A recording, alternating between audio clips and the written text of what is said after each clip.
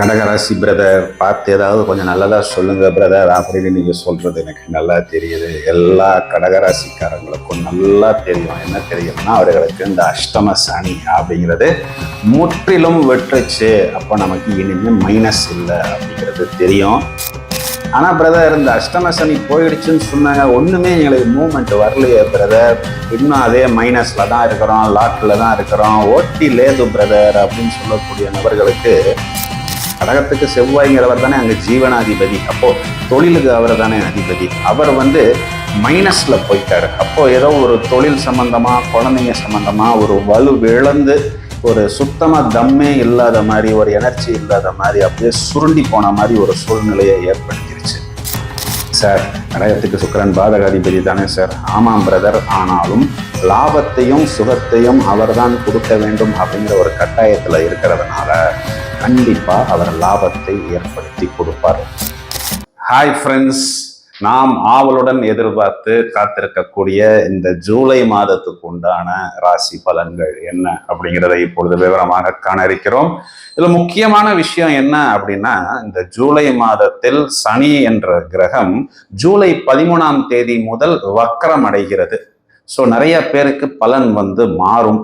ஜூலை மாதம் 16ஆம் தேதி இந்த சூரியன் என்ற கிரகம் மிதுனத்திலிருந்து கடகராசிக்கு சஞ்சாரம் செய்ய இருக்கிறது.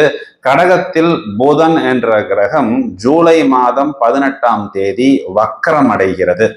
இந்த வக்ரம் என்பது அன்டில் 10th ஆகஸ்ட் வரை இருக்கிறது.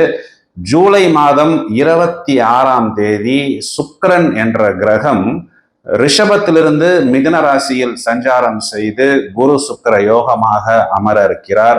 மேலும் ஜூலை மாதத்தின் கடைசியில் மார்ஸ், அதாவது செவ்வாய், அங்காரகன் என்ற கிரகம் சிம்ம ராசியிலிருந்து கன்னி ராசிக்கு பயிற்சியாக இருக்கிறார். அப்போ நிறைய மாற்றங்கள் இந்த ஜூலை மாதம் இருக்கிறது. இந்த மாற்றங்கள் எல்லாம் உங்களது ராசிக்கு நல்ல அனுகூலமான மாற்றமா, ஏற்றமா, இல்லை யாருக்காவது எங்கேயாவது சின்ன சின்ன சறுக்கல்கள் இருக்குமா, எங்கே நாம் எச்சரிக்கையாக இருக்க வேண்டும் என்பதை இப்பொழுது விவரமாக காண இருக்கிறோம்.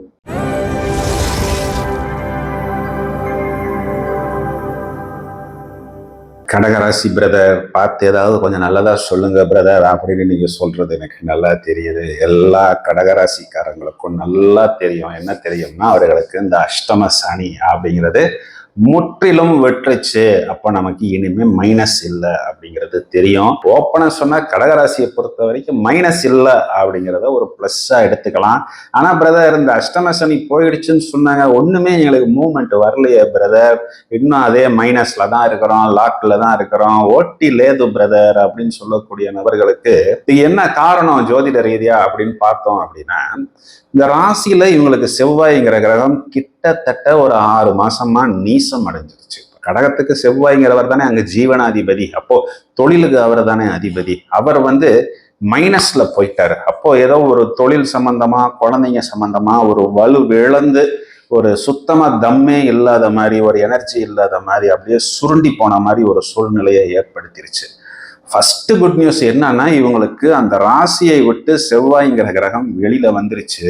இப்போ வெளியில அது கேதுவோட சேர்ந்து இருக்கும் பொழுது அது கன்ஜக்ஷன் வித் கேது, அதனுடைய செயல் இழக்கும், வலு குறையும் அப்படிங்கிற மாதிரி யாராவது ஒருத்தங்க புத்திசாலித்தனமா யோசிச்சாலும் something is far better than nothing. அப்போ 100க்கு 100 வாங்கலைன்னா கூட ஒரு 60 மார்க் விழுகுதே. இப்போ மைனஸ்ல இருந்த ஒரு நபர் 60 மார்க்குக்கு வர்றதுங்கிறது ஒரு பெரிய பிளஸ். 2ஆம் இடம்ங்கிறது தனம், குடும்பம், வாக்கு. இந்த 3 விஷயத்திலையும் இது நாள் வரை கடகராசிக்காரர்கள் அப்படியே காணாமல் போய் முகத்தை மூடி போர்வைக்குள்ளறையே சுருண்டு படுத்துக்கிட்டு இருந்த சிச்சுவேஷன்லாம் போய் இனி தெம்பா வெளியே வரக்கூடிய அமைப்பு, ஒரு பிரகாசமா வெளியே வரக்கூடிய அமைப்பு, ரொம்ப நாளைக்கு அப்புறம் புத்திசாலித்தனமா செயல்படக்கூடிய அமைப்பு. எப்படி பிரதர் இதெல்லாம் சொல்றீங்க அப்படின்னா, புத்திகாரகன் புதன் ரொம்ப நாளைக்கு பிறகு ராசியில், அதுவும் வக்ரம். அப்போ கிட்டத்தட்ட ஒரு 50 நாள் கேம்ப்பு. பிரமாதமான புத்திசாலித்தனத்தை கடகராசிக்காரர்கள் இனி வெளிப்படுத்துவார்கள். அதுவும் இல்லாம ஜூலை மாசம் 16ஆம் தேதிக்கு பிறகு ரொம்பவும் சுறுசுறுப்பா, ஸ்பீடா, ஆக்டிவா, அப்படியே ஒரு மாதிரி அட்ராக்டிவா பரபரப்பா இருப்பாங்க. என்ன பிரதர் இத்தனை நாளா நீ வந்து பல்பு ஃபியூஸ் ஆன மாதிரி இருந்தியே பிரதர், அடங்க மாட்டேங்கிறியே, ஃபுல் ஸ்பீடா இருக்கிறியே அப்படின்னு இந்த சுறுசுறுப்பை குறிகாட்டக்கூடிய கிரகம் சம்பாத்திய காரகன், தனகாரகன், இவர்களுக்கு குடும்பத்துக்கு குடும்பகாரகன் அப்படின்லாம் சொல்லக்கூடிய சூரியன்னாவே என்னங்க, ஒரு பிரகாசம் தானே, காந்த சுடுதண்ணி ஊத்துன மாதிரி ஒரு சுறுசுறுப்பு தானே. ராசியில வந்து உட்காரும் பொழுது இது நாள் வரை ஆஃப்ல இருந்தவங்க ஆன் ஆயிடுவாங்க. அப்போ ராசி சுபபலம் பெறுகிறது.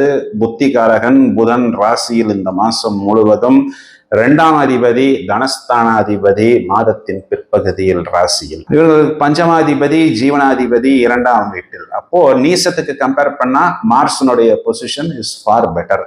லாபஸ்தானாதிபதி சுக்கிரன் ஆட்சி. சார் கடகத்துக்கு சுக்கிரன் பாதகாதிபதி தானே சார்? ஆமாம் பிரதர், ஆனாலும் லாபத்தையும் சுகத்தையும் அவர்தான் கொடுக்க வேண்டும் அப்படிங்கிற ஒரு கட்டாயத்துல இருக்கிறதுனால கண்டிப்பா அவர் லாபத்தை ஏற்படுத்தி கொடுப்பார்.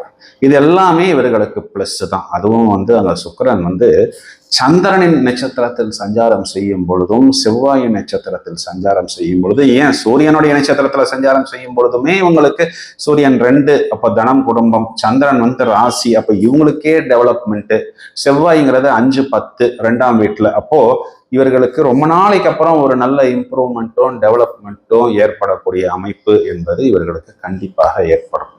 எங்க கவனமா இருக்கணும்? 8ஆம் இடத்துல இருக்கக்கூடிய ராகு கூட இவர்களுக்கு திடீர் யோகத்தையும் திடீர் அதிர்ஷ்டத்தையும் கொடுக்கும். ஏன்னா ராகு இப்போ பாக்யாதிபதியுடைய சாரத்துலதான் சஞ்சாரம் செஞ்சுக்கிட்டு இருக்கிறார். அதே பாக்யாதிபதியால் பார்க்கப்படுகிறார். இப்ப செவ்வாய் வந்து ராகுவையும் சனியையும் பார்க்கிறது. இப்போ இந்த ஒரு விஷயத்தை மட்டும் இவர்கள் கொஞ்சம் கவனமாக பார்த்து கொள்ள வேண்டும். இப்போ கடகத்தை பொறுத்தவரை செவ்வாய் அப்படிங்கிறவர் வந்து யாரு அப்படின்னா 10ஆம் வீட்டுக்கு அதிபதியாக வருகிறார். அப்புறம் 5ஆம் வீட்டுக்கும் அதிபதியாக வருகிறார். இப்போ 5ங்கிறது குழந்தைய குறிக்காட்டுது, அப்போ 10ங்கிறது தொழிலை குறிக்காட்டுது. சனி அப்படிங்கிறவர் வந்து நமக்கு நிறைய லேபர்ஸ் இருக்கிறாங்க, இல்லை சேல்ஸ் பர்சன் இருக்கிறாங்க அப்படின்னு வச்சுக்குவோம். அவர்களை குறிகாட்டக்கூடியது சனி. அப்போ யாரெல்லாம் நமக்கு கடினமான உடல் உழைப்பை கொடுத்து நம்மை தூக்கி விடுகிறார்களோ அவர்களை குறிகாட்டுவது சனி. அதிகார தோரணையில் இருப்பவர்களை குறிகாட்டுவது செவ்வாய். குழந்தைகளை குறிகாட்டுவது இங்கு செவ்வாய் கடகத்துக்கு. அப்போ உங்களுடைய குழந்தைகளா இருந்தாலும் அல்லது உங்க ஆபீஸ்ல ஒரு கமாண்டிங் போஸ்ட்ல இருக்கக்கூடிய நபர்ஸ் சில சமயம் லேபர்ஸ்ட போய் ஏதாவது ஒரு சில விஷயங்கள் அவர்கள் மனம் சங்கடமாகிற மாதிரி பேசிவிட்டால் அந்த லேபர்ஸ் வருத்தப்படுவாங்க. இதனால கொஞ்சம் உள்நாட்டு கலவரம் அப்படிங்கிறது ஏற்படும்.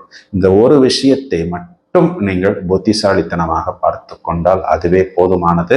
இங்கு புத்திரஸ்தானாதிபதி செவ்வாய் கேதுவுடன் சேர்வதனால் குழந்தைகள் சம்பந்தப்பட்ட விஷயத்துல ஏதாவது ஒரு சில கசப்பான அனுபவங்கள் வராமல் பார்த்து கொள்ளணும். அது எப்படின்னா, புதுசா ஒரு ஹாஸ்டல்ல போய் குழந்தைய படிக்க வைக்கிறது, சேர்க்கறது, புது காலேஜில் போடுறது, புதுசா ஒரு கிளாஸுக்கு அனுப்புறது, அங்க இருக்கக்கூடிய ஃப்ரெண்ட்ஸ் சர்க்கியூட் எப்படி இருக்குன்னு தெரியாமல் நாம் மாட்டிக்கொள்வது, இதெல்லாம் சின்ன சின்ன டிஸ்டர்பன்ஸ் அப்படிங்கிறது ஏற்படுத்தும். இதை மட்டும் கவனமாக பார்த்து கொண்டால் போதும். 12ஆம் வீட்டில் இருக்கக்கூடிய குரு என்பவர் இவர்களுக்கு ஏதாவது ஒரு முதலீடு சம்பந்தப்பட்ட விஷயத்தில் இவர்களை மிஸ்கைடு செய்வதற்கு யாராவது ஒருத்தர் வருவார். அதை மட்டும் கவனமாக பார்த்து கொள்ளுங்கள். குறிப்பாக இந்த வெளிநாட்டு தொடர்பில் இருந்து வரக்கூடிய விஷயங்களை கவனமாக பார்த்து கொள்ளுங்கள். சில சமயம் ஆபீஸ்ல நான் ஒர்க்ல இருக்கிறேன், எனக்கு ஒர்க்ல ரொம்ப டார்ச்சரா இருக்கு, நான் ஒர்க் மாத்திரலாமா அப்படின்னு யோசிக்கிறேன் அப்படின்னு இருக்கக்கூடிய நபர்கள் கொஞ்சம் வெயிட் பண்ணிக்கோங்க. குரு என்பவர் இங்க 4ஆம் இடத்தையும் 6ஆம் இடத்தையும் பார்க்கிறார். அப்போ உங்களுக்கு ஒரு 4ஆம் இடம்ங்கிறது சுகஸ்தானம், ஒரு கம்ஃபர்ட், ஒரு லக்ஸுரி அப்படிங்கிறது ரொம்ப நாளைக்கு அப்புறம் கடகராசிக்காரர்களுக்கு ஏற்படும். ஏன்னா இங்க சுக்கிரன் ஆட்சி அப்படிங்கிறது இவர்களுக்கு ஒரு பிளஸ் பாயிண்ட். சுகஸ்தானத்துக்கு குரு பார்வை அப்படிங்கிறதும் பிளஸ் பாயிண்ட். இப்போ கவனமா இருக்கக்கூடிய விஷயம் என்னன்னா, செவ்வாய் சனி பார்வை அப்படிங்கிற ஒரே ஒரு விஷயம் மட்டும்தான். குறிப்பா 9ஆம் இடத்தில் இருக்கக்கூடிய சனி வக்ரம் என்பதும், வக்ர சனியை செவ்வாய் 8ஆம் பார்வையாக பார்ப்பது என்பதும், நடு வயசுல இருக்கக்கூடிய கடகராசிக்காரர்கள் அவங்களுடைய தந்தையை பத்திரமா பார்த்துக்கணும். ஏன்னா தந்தைக்கு ஏதாவது ஒரு சின்ன சின்ன ஹெல்த் சம்பந்தமான விஷயங்கள் வராமல் தேவையான அந்த மெடிக்கல் டாக்டர் ஃபெசிலிட்டிஸ் எல்லாம் நீங்கள் புத்திசாலித்தனமாக பார்த்து கொள்ளுங்கள். But nothing to panic about it. இந்த செவ்வாய் சனி பார்வை அப்படிங்கிறதுக்கு இந்த நரசிம்மர் வழிபாடு, 2ஆம் இடத்தில் செவ்வாய் கேது சேர்க்கை அப்படிங்கிறதுக்காக முருகன் வழிபாடு, கணபதி வழிபாடு, அந்த நரசிம்மர் வழிபாடு சனிக்கிழமையும், முருகன் வழிபாடு செவ்வாய்க்கிழமையும், திங்கக்கிழமையில மகா கணபதி வழிபாடு செய்வது உங்களுக்கு நல்ல ஏற்றத்தையும் இம்ப்ரூவ்மெண்ட்டையும் கண்டிப்பாக ஏற்படுத்தும். அரசாங்கம் சம்பந்தப்பட்ட விஷயத்திலெல்லாம் நிறைய சுபபலன்கள் என்பது இவர்களுக்கு கண்டிப்பாக ஏற்படுத்தி கொடுக்கும். இந்த காலகட்டத்தை நன்றாக உபயோகித்துக் கொள்ளுங்கள். வாழ்த்துக்கள்.